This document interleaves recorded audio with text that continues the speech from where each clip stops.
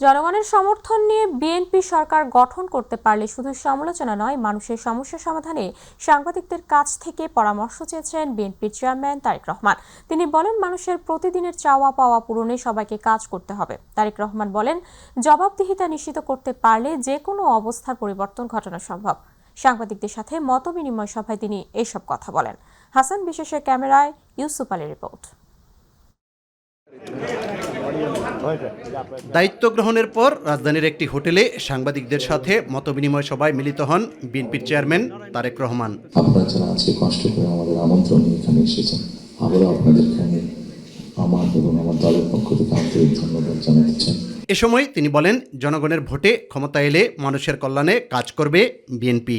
দেশের মানুষের সমর্থন নিয়ে সরকার গঠনে সক্ষম হলে যাতে আপনাদের কাছ থেকে আলোচনা সমালোচনা আমরা পাই, যেটা আমাদেরকে সাহায্য করবে দেশকে সামনে এগিয়ে নিয়ে যেতে। শুধু সমালোচনা করার জন্য নয়, আপনাদের কাছ থেকে এমন সমালোচনা আমরা পাই যাতে আমরা দেশের মানুষের যে সমস্যাগুলো আছে সেই সমস্যাগুলো যাতে আমরা সমাধান করতে সক্ষম হই। জনগণের দৈনন্দিন চাহিদা পূরণে কাজ করে যাওয়ার আশাবাদ ব্যক্ত করেন তারেক রহমান। সকল সমাজের প্রত্যেকটি শ্রেণী পেশার মানুষ তাদের প্রতিদিনকার যে চাওয়া পাওয়াগুলো, প্রয়োজনগুলো, সেটা নিয়ে বোধহয় আমরা আলাপ আলোচনা একটু কম করেছি। আমার কাছে মনে হয় সেই বিষয়গুলি নিয়ে বোধহয় আলোচনা করা উচিত। সেই বিষয়গুলি নিয়ে বোধহয় প্রত্যেকটি রাজনৈতিক দলের আলোচনা করা উচিত। আমরা শুধু রাজনৈতিক বিষয় নিয়ে সেমিনার করছি, সিম্পোজিয়াম করছি, আলোচনা করছি, তর্ক বিতর্ক করছি। দেশকে নতুন করে গড়তে গণতন্ত্র চর্চার বিকল্প নেই বলেও মনে করেন তিনি। যে কোনো মূল্যে যদি এই যে জবাবদিহিতাটা, গণতান্ত্রিক প্রসেসটা যদি আমরা কন্টিনিউ করতে পারি, অনেক দেরি হয়তো আসবে, অনেক কঠিন হবে, কিন্তু একটা সার্টেন টাইম পর আমরা যদি গণতান্ত্রিক প্রসেসটাকে কন্টিনিউ করতে যেতে পারি, তাহলে নিশ্চয়ই আমরা অবস্থার পরিবর্তন ঘটাতে সক্ষম হব। প্রতিটি সেক্টরে গুরুত্বপূর্ণ বিষয়ে সংস্কার করা প্রয়োজন বলে মনে করেন বিএনপির চেয়ারম্যান তারেক রহমান।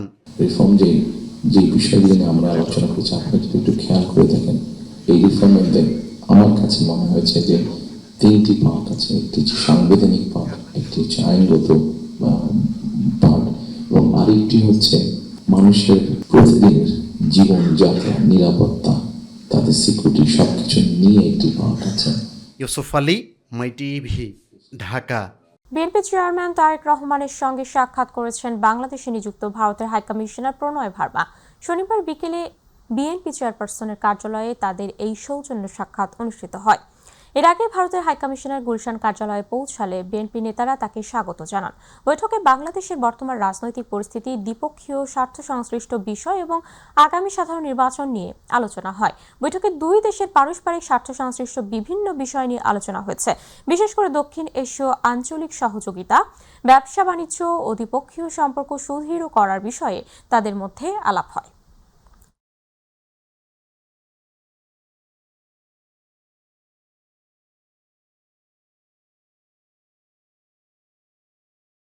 জাতীয় নাগরিক পার্টি এনসিপির আহ্বায়ক নাহিদ ইসলাম বলেছেন, একটি সুন্দর নির্বাচন চাই ইউরোপীয় ইউনিয়ন।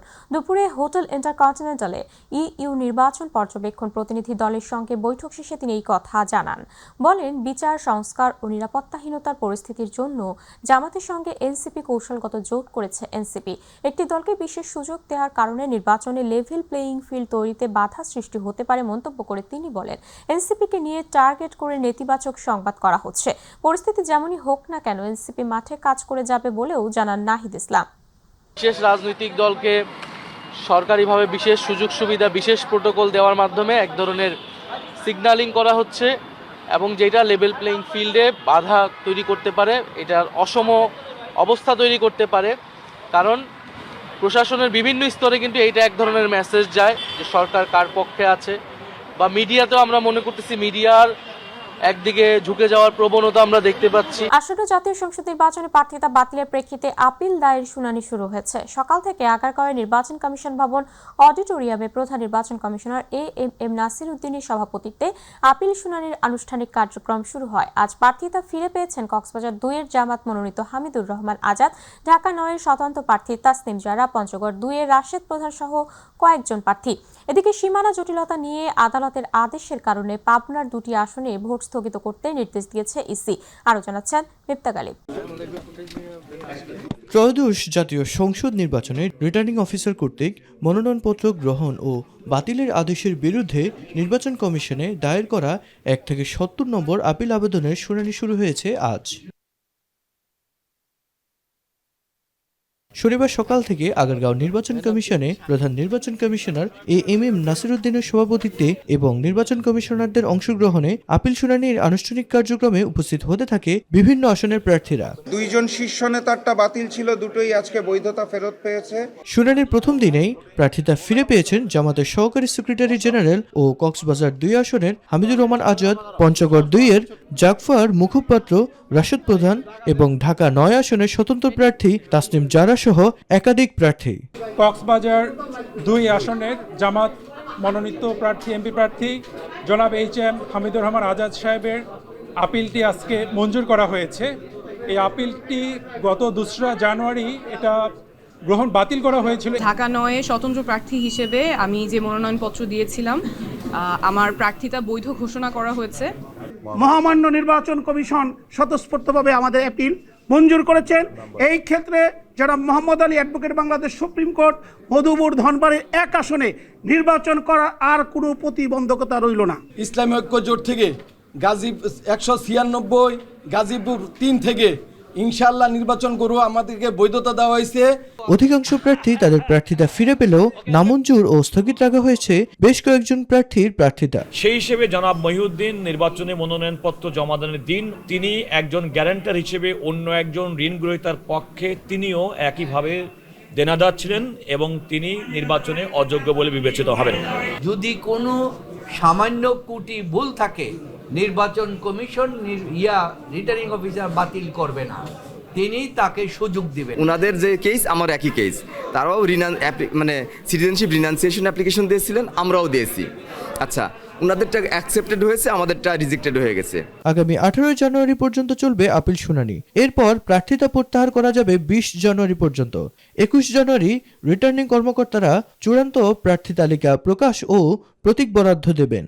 নির্বাচনের প্রচারণা শুরু হবে 22 জানুয়ারি এবং প্রচারণা চালানো যাবে 10 ফেব্রুয়ারি সকাল 7:30 পর্যন্ত। মিফতা গালিব, মাই টিভি, ঢাকা।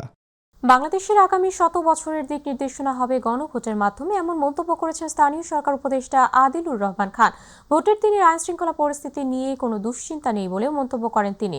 দুপুরে সিলেটের কেন্দ্রীয় বাস টার্মিনাল পরিদর্শন শেষে সাংবাদিকদের প্রশ্নের জবাবে তিনি এই কথা বলেন। উৎসবমুখর পরিবেশে নির্বাচন অনুষ্ঠিত হবে জানিয়ে তিনি বলেন, আগামী নির্বাচনের সবচেয়ে উল্লেখযোগ্য দিক হল গণভোট। ছাত্র জনতার রক্তে লেখা জুলাই সনদে হ্যাঁ ভোট আসাটা জরুরি বলেও জানান তিনি।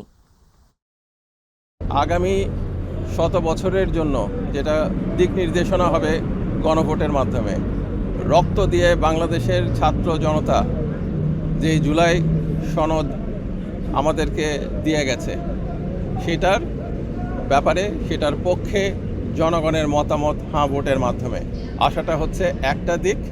আরেকটা হচ্ছে বিভিন্ন জুলাই অভ্যুত্থানের পক্ষের রাজনৈতিক দলগুলো তারা নির্বাচন করছেন, তাদের প্রতিনিধিদের নির্বাচিত হওয়াটা হচ্ছে আরেকটা দিক।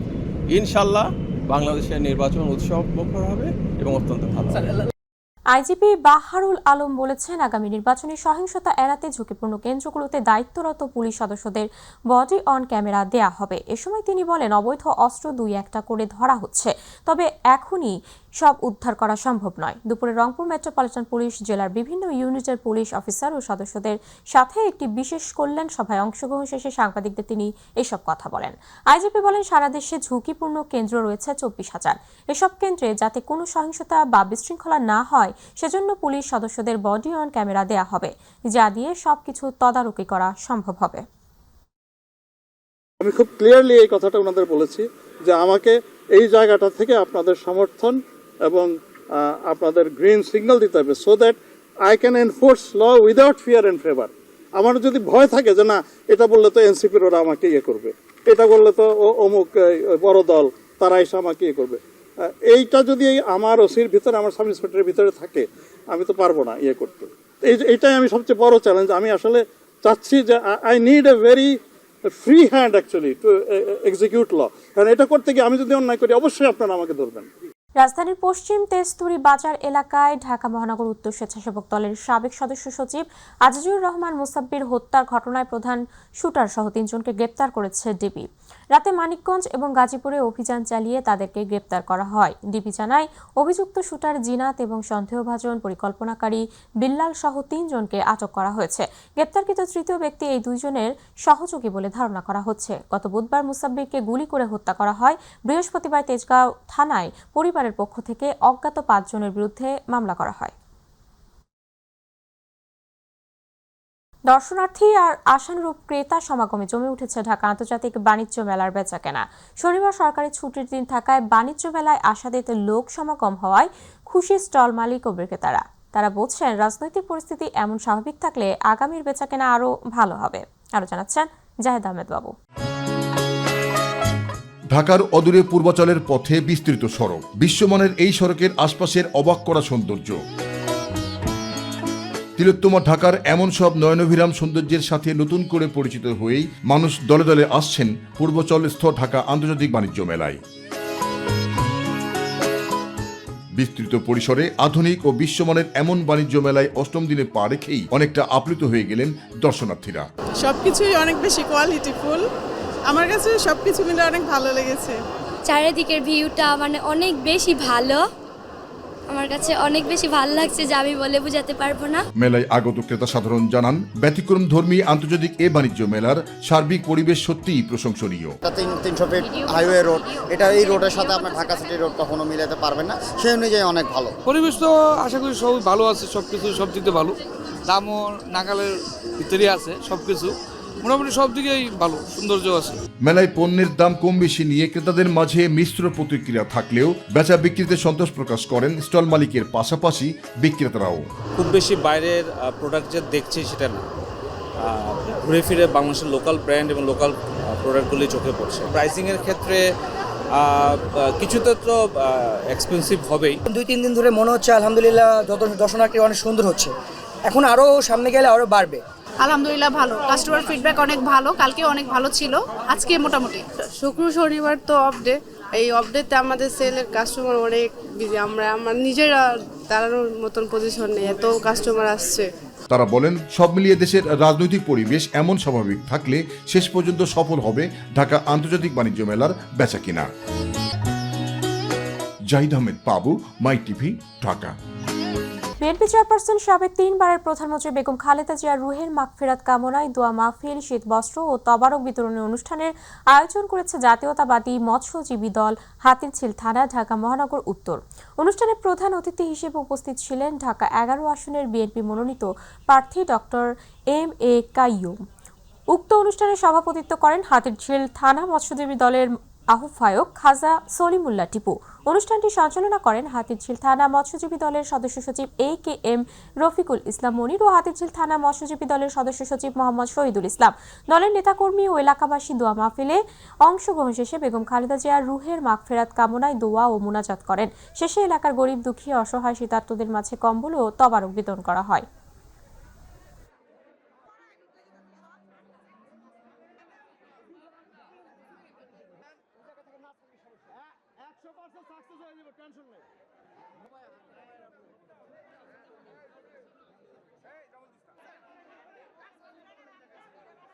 ঢাকা আন্তর্জাতিক চলচ্চিত্র উৎসবের উদ্বোধন করা হয়েছে আজ। এই উপলক্ষে আয়োজিত অনুষ্ঠানের তথ্য ও সম্প্রচার উপদেষ্টা সৈয়দা রিজওয়ানা হাসান বলেন, শুধু ঢাকা মানেই বাংলাদেশ নয়, বিভাগীয় শহরেও অনেক মানুষ আছেন যারা সিনেমা দেখতে চান। তাই আগামী বছর থেকে এই উৎসবকে সারা দেশে ছড়িয়ে দেওয়ার পরিকল্পনা নেওয়ার আহ্বান জানান তিনি। বিকেলে বাংলাদেশ জাতীয় জাদুঘরের মূল মিলনায়তনে অনুষ্ঠিত হয় ঢাকা আন্তর্জাতিক চলচ্চিত্র উৎসবের উদ্বোধন। প্রধান অতিথি সৈয়দা রিজওয়ানা হাসান কক্সবাজার আয়োজনের উচ্ছ্বাস প্রকাশের পাশাপাশি প্লাস্টিক জাতীয় পণ্য বর্জনের আহ্বানও জানান।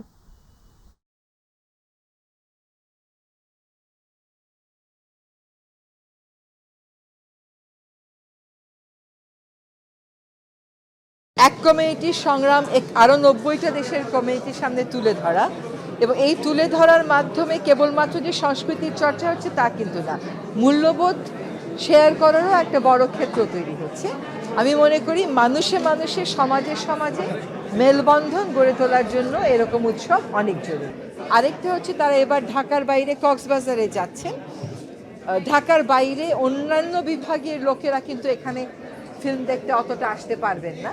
যদি এটা কোনোভাবে সম্ভব হয় ঢাকার বাইরে, এবার না হলে অন্যান্যবার যে 8টা বিভাগীয় এলাকাতে এই ফিল্মগুলো প্রদর্শিত হবে, তাহলে আরও বড় সংখ্যক মানুষ এই ফিল্মগুলো দেখতে পারত। জনগণ এখন নিরাপদে জানিয়ে সারা দেশে আগের চেয়ে বিশৃঙ্খলার পরিমাণ অনেক কমে গেছে বলে মন্তব্য করেছেন স্বরাষ্ট্র সচিব নাসিমুল গনি। আগামী ত্রয়োদশ জাতীয় সংসদ নির্বাচনে যে কোনো পরিস্থিতি মোকাবেলায় প্রশাসন প্রস্তুত বলেও জানান তিনি। দুপুরে নারায়ণগঞ্জের অত্যাধুনিক ফায়ার সার্ভিস ও সিভিল ডিফেন্স স্টেশনের উদ্বোধনী অনুষ্ঠান শেষে সম্প্রতি ঘটে যাওয়া হত্যাকাণ্ড নির্বাচনের নিরাপত্তা পরিবেশ নিয়ে সাংবাদিকদের প্রশ্নের জবাবে তিনি এমন মন্তব্য করেন। তিনি বলেন, দেশে স্বৈরতন্ত্র নির্ভর করে জনগণ ও ভোটের উপর নয়। দেশের 4টি বিভাগ আছে যারা অন্যভাবে ক্ষমতায় টিকেই রাখতে কাজ করে।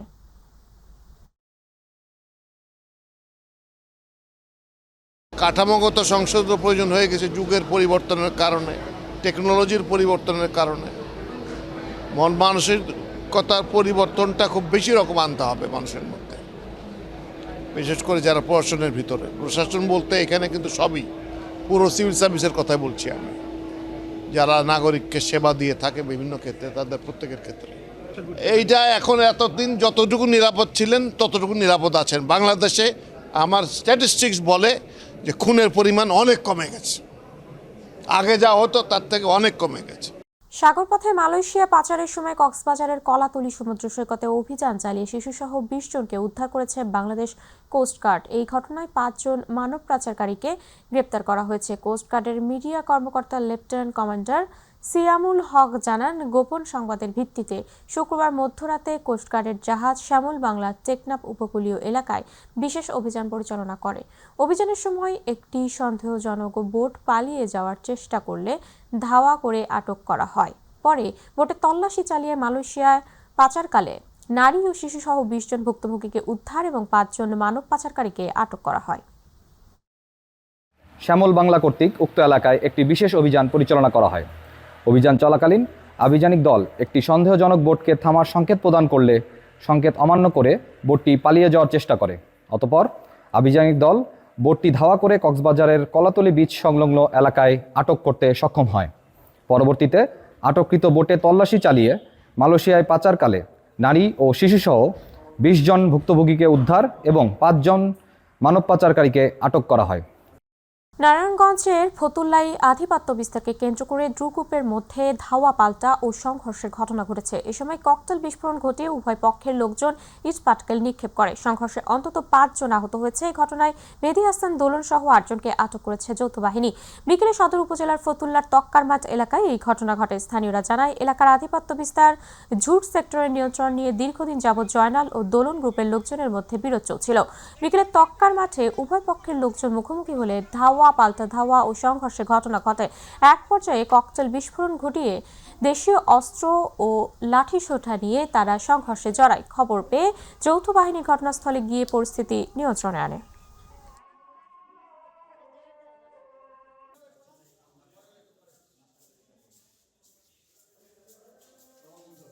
নেত্রকোনার ফসলের বিস্তীর্ণ মাঠ জুড়ে সরিষা চাষে হলুদের সমারোহ। বড় আমনের মাঝামাঝি কৃষকরা সরিষা উৎপাদনে করে এবার ব্যাপক লাভবান হয়েছেন। তারা সরকারি সহযোগিতা যেমন পেয়েছেন, ফলন ভালো পেয়েছেন। ধানের পাশাপাশি সরিষা উৎপাদন লাভজনক হওয়ায় সফল কৃষকরা তাদের সাথে আছেন বলে জানায় জেলা কৃষি বিভাগ। নেত্রকোনা প্রতিনিধি আনিসুর রহমানের রিপোর্ট, জানাচ্ছেন আতিকুর রহমান তিতাস। গত 3 বছরের তুলনায় নেত্রকোনার 10টি উপজেলায় সরিষার চাষ বেড়েছে প্রায় 2.5 গুণ। বোরো আমন ধান আবাদের 2 ফসলের মাঝামাঝি সরিষা চাষে ক্রমেই আগ্রহী হচ্ছেন কৃষকরা। এতে ফলন ভালো হচ্ছে, লাভও হচ্ছে তুলনামূলক বেশি। আবাদ বেড়েছে কৃষকের আশার আলো। মাঠ জুড়ে দিগন্ত বিস্তৃত হলুদ ফুল যেন প্রকৃতির গায়ে হলুদ মেখেছে। নেত্রকোনা সদর উপজেলার মদনপুর ইউনিয়নের মদনপুর গ্রামের কৃষক সৈয়দ আল মামুন কৃষি অফিসের সার্বিক সহযোগিতায় কয়েক বছর ধরে তার জমিতে সরিষা উৎপাদন করে আসছে। প্রতি বছর লাভবান হয়ে এবারও 30 কাঠারও বেশি জমিতে সরিষা চাষ করে লাভের মুখ দেখেছেন তিনি। আমার এই সরিষাটার জাত হইল এটা বাড়ি 14, এটা বাড়ি 14-17 এগুলো। আমি বরাবর এই বাড়ি 14টাই করি, কারণ এটা সুবিধা হইলো, এটা জীবনকাল হইলো কম, 75 থেকে 80 দিন, এর মধ্যে এটা আপনার এই উৎপাদনটা ঘরে তোলা যায়। কিভাবে লাভবান হই, আমাদের যে উপসহকারী কৃষি কর্মকর্তা যারা আছে আমাদের ইউনিয়নে নিযুক্ত, তারা আমাদেরকে যথাযথ সহায়তা করে। কৃষক মামুনের সরিষা চাষ দেখে উৎসাহিত হয়ে অন্য কৃষকরাও এবার সরিষা চাষ করছেন। আগামীতেও এই চাষ অব্যাহত রাখবেন বলে জানান তারা। 30 কাঠার উপরে জমি করছে সরিষা, তো মোটামুটি উনিও লাভবান, আর উনারে দেখেই কিন্তু আমি ইন্সপায়ার হয়েছি এবং আমিও 9 কাঠা জমি এবার করছি, মোটামুটি ভালোই ফসল। ইনশাল্লাহ মামুন চাষা যে করতেছে এটা দেখিয়ে সবাই আগ্রহ বাড়তেছে সরিষার প্রতি। আগামী সিজনে আমরা করবো আর অন্য সাথে বাইরে করবো। মামুন ভাই সরিষা দেখিয়া এবার আমরাও করছি, ইনশাল্লাহ আমরা ভালো হয়েছে। জেলা কৃষি বিভাগের এই কর্মকর্তা জানিয়েছেন, এবছর সরিষার আবাদের লক্ষ্যমাত্রা 13,500 হেক্টর। এখন পর্যন্ত 12,000 হেক্টর অর্জিত হয়েছে। শৈত্যপ্রবাহে সরিষা চাষ যেন ক্ষতিগ্রস্ত না হয় তার জন্য চাষিদের পরামর্শ দেওয়া হচ্ছে। বিশেষ করে শৈত্যপ্রবাহ এবং কুয়াশা আবহাওয়ায় যেগুলো ফুল ঝরে গেছে এবং ফুল ঝরে যাওয়ার পরে তাদেরকে সেই জমিগুলোতেও আমাদের ছত্রাকনাশক স্প্রে করার জন্য আমরা পরামর্শ দিয়ে যাচ্ছি। আর ধানের পাশাপাশি আমাদের সরিষা লাভজনক পর্যায়ে আছে। এই লাভজনকতা বোঝানোর প্রেক্ষিতে কিন্তু এবং কিছু সফল চাষি আছে যারা আমাদের সাথে আছে এবং তাদের দেখা দেখিতে কিন্তু আজকে আমাদের এই সরিষা উৎপাদনের সম্প্রসারণ ঘটেছে। Atiqur Rahman Titas, my TV. বাংলাদেশে বাজাজ মোটরসাইকেলের একমাত্র পরিবেশক Uttara motors limited sports motorcycle সেগমেন্টে তাদের নেতৃত্বকে আরও সুদৃঢ় করল ঢাকার ইস্কাটন রোডে অবস্থিত উত্তরা সেন্টারের flagship Pulsar experience centre Pulsar studio উদ্বোধনের পাশাপাশি বাজাজ পালসার এনসিজে প্রিমিয়াম মোটরসাইকেল N250 ও N160 উন্মোচন করল উত্তরা মোটরস। সম্পূর্ণ নতুন পালসার স্টুডিও বাংলাদেশের মোটরসাইকেল প্রেমীদের জন্য একটি গুরুত্বপূর্ণ মাইলফলক। এক্সক্লুসিভ ব্যান্ড এক্সপেরিয়েন্স জোন হিসেবে ডিজাইন করা এই পালসার স্টুডিওতে একই ছাদের নিচে সম্পূর্ণ পালসার লাইন আপ প্রদর্শিত হচ্ছে। সেখানে গ্রাহকরা আধুনিক ও ইমার্সিভ পরিবেশে পালসার ব্র্যান্ডের স্পোর্টি ডিএনএ ও ঐতিহ্যকে কাছ থেকে অনুভব করতে পারবেন।